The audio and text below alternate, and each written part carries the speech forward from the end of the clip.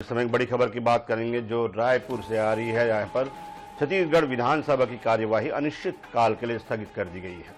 Budget सत्र खत्म हो गया है। बजट सत्र में 111 घंटे कुल सदन में चर्चा हुई है। तारांकित अतारांकित 2504 प्रश्न यहाँ पर लगाए गए थे। प्रश्नकाल के दौरान 98% प्रश्नों पर चर्चा भी की गई।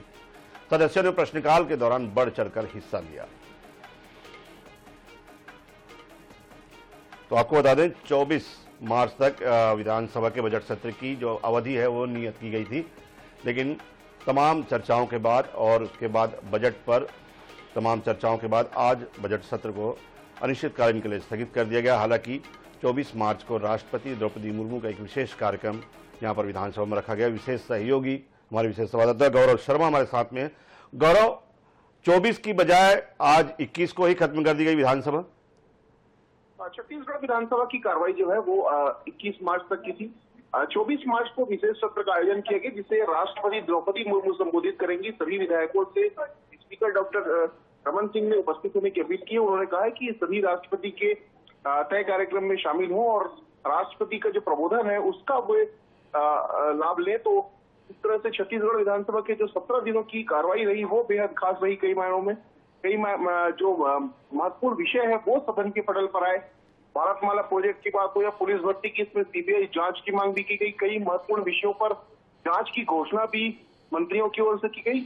आसंदी की ओर से भी सत्ता पक्ष को निर्देश दिए गए। कई महत्वपूर्ण विषय पर मंत्रियों को भी निर्देश दिए गए पर्याप्त तैयारी के साथ आए। तो कई विषयों को लेकर चर्चा हुई। धान खरीदी का विषय भी आज सदन में रहा। इस विषय पर स्थगन लाया गया था। इसी के साथ साथ चाहे वो भारतमाला प्रोजेक्ट का विषय हो, चाहे धान खरीदी का विषय हो, इस दौरान जासूसी को लेकर भी चर्चा जो है वो सदन में देखने मिली। ईडी की कार्रवाई को लेकर भी सदन में हंगामेदार हालात जो है वो देखने मिले। तो कई महत्वपूर्ण विषयों पर चर्चा भी हुई और इस दौरान तल्खी के हालात भी बने। और इसी के साथ आज जो है छत्तीसगढ़ विधानसभा के बजट सत्र का समापन हो गया। विशेष सत्र जो है वो 24 तारीख को होगा जिसे राष्ट्रपति द्रौपदी मुर्मू संबोधित करेंगी। गौरव, ये पहली बार ये देखा गया कि बजट सत्र आमतौर पर कोई भी सत्र हो, आमतौर पर जो है काफी पहले जो है उसका सत्रावसान कर दिया जाता था, लेकिन इस बार की खास बात ये रही 98% प्रश्नों पर चर्चा हुई है। कम से कम 2 दर्जन जांच की घोषणा हुई है। इसके अलावा अगर हम पूरे सत्र की कार्यवाही देखें तो न केवल विपक्ष बल्कि सत्ता पक्ष के विधायक भी अलग अलग मुद्दों को लेकर मुखर रहे। तो ये नहीं कहा जा सकता कि इस बार जो बजट सत्र काफी सार्थक रहा है हर महीने में।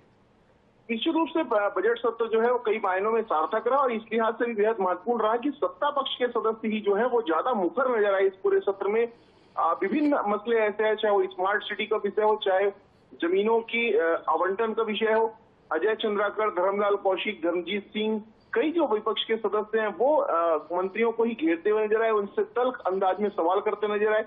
प्रतिपक्ष की भी अगर बात की जाए तो प्रतिपक्ष में डॉक्टर चरणदास महंत, भूपेश बघेल, उमेश पटेल ने कई महत्वपूर्ण विषय उठाए। महतारी वंदन का विषय उमेश पटेल ने बहुत प्रमुखता से उठाया। भारतमाला प्रोजेक्ट को डॉक्टर चरणदास महंत ने 3 अलग अलग बार प्रश्नकाल के दौरान उठाया। तो इस तरह से कई महत्वपूर्ण विषय भूपेश बघेल ने पीएम आवास के विषय को सदन के पटल पर रखा। तो सत्ता पक्ष के सदस्य हो या प्रतिपक्ष के सदस्य, सभी सदस्यों ने तो प्रदेश की जनता से जुड़े संवेदनशील विषय उसको सदन के माध्यम से उठाने की कोशिश की और सार्थक चर्चा भी हुई। जिस तरह से 98% प्रश्नों के जवाब है उन पर चर्चा की गई।